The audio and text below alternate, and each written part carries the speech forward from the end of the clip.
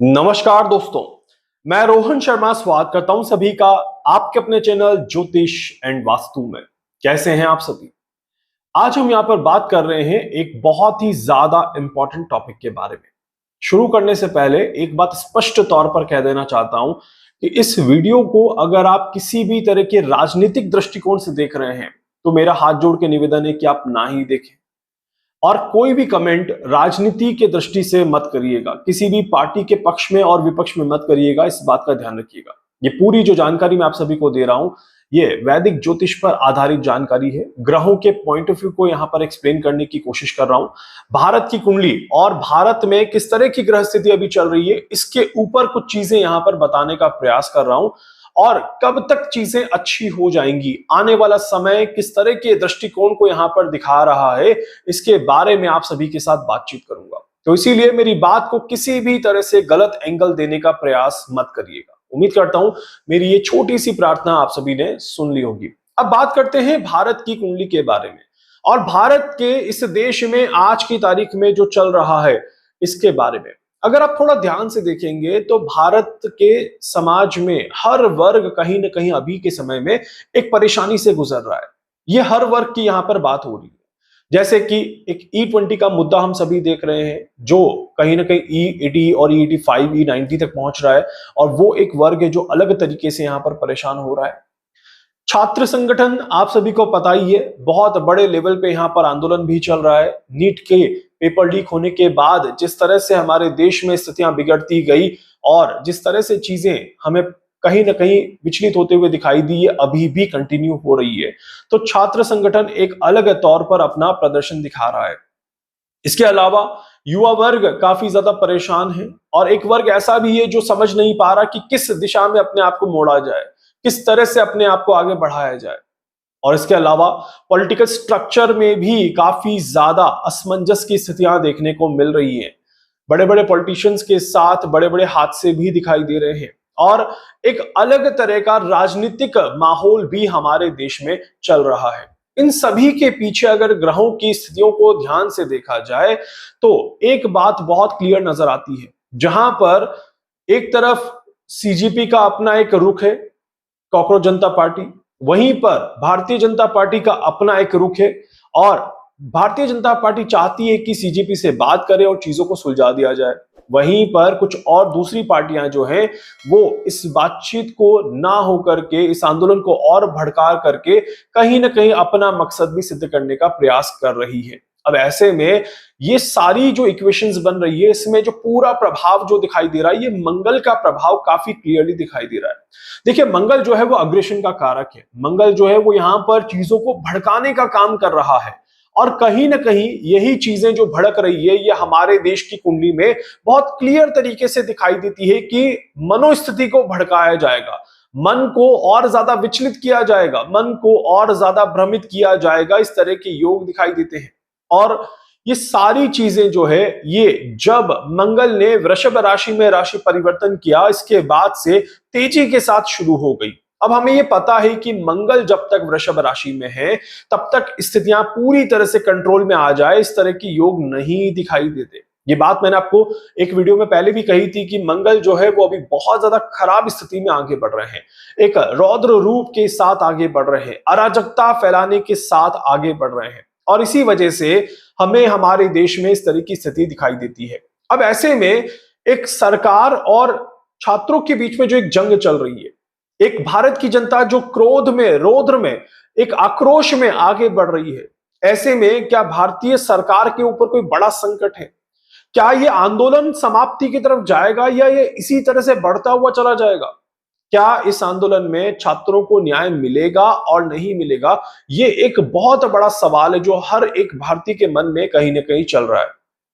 ऐसे में ग्रहों को तो जब थोड़ा सा और ध्यान से देखा जाए तो देखिए, सरकार भी कहीं ना कहीं अटकी हुई है या सरकार भी चाह के भी कोई मजबूत और ठोस डिसीजन यहां पर नहीं ले पा रही, क्योंकि कहा जाता है कि अभी जिस तरह की ग्रह स्थिति बनी है इसमें राजा बहुत ज्यादा, आप कह सकते हैं कि इस तरह की परिस्थिति में है जहां पर किसी की बात को ना समझ पाए यहाँ पे राजा से मतलब नरेंद्र मोदी जी से नहीं है, इस बात का ध्यान रखिएगा। यहाँ पे राजा से मतलब है भारतीय कुंडली में जो ग्रह स्थिति है उसमें जो अभी करंट समय में राजा का जो रोल प्ले कर रहा है देवगुरु बृहस्पति, हमारे इस संवत के राजा है देवगुरु बृहस्पति। वहीं पर 9 ग्रहों के राजा जो है वो सूर्यदेव।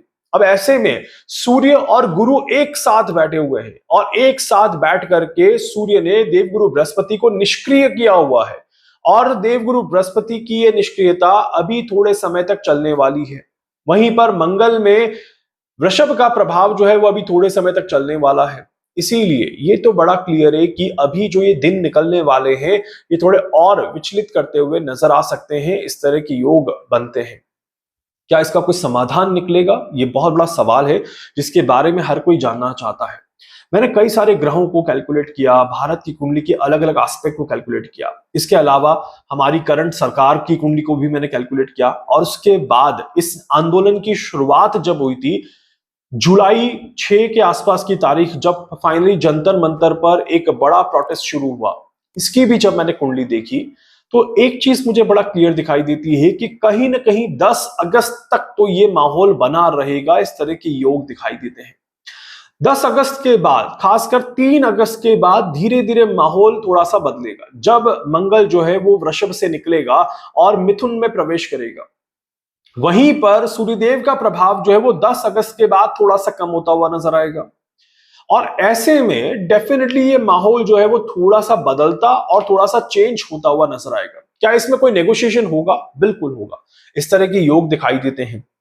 भारतीय जनता पार्टी और हमारे देश के प्रधानमंत्री मोदी जी की जिस तरह से कुंडली आगे बढ़ रही है और हमारे देश की कुंडली भी आगे बढ़ रही है, इसमें 12 सितंबर से पहले पहले अगर कोई ठोस इसमें रिजल्ट आ जाए तो समझ लीजिए कि माहौल अच्छे से शांत हो जाएगा, ज्यादा परेशानी इसमें नहीं आएगी। और उसमें भी 10 अगस्त के पहले का समय जो है वो थोड़ा सा विचलित करने वाला, थोड़ा सा खराब करने वाला है, पर 10 अगस्त के बाद चीजें थोड़ी सी बेहतर होते हुए नजर आती है।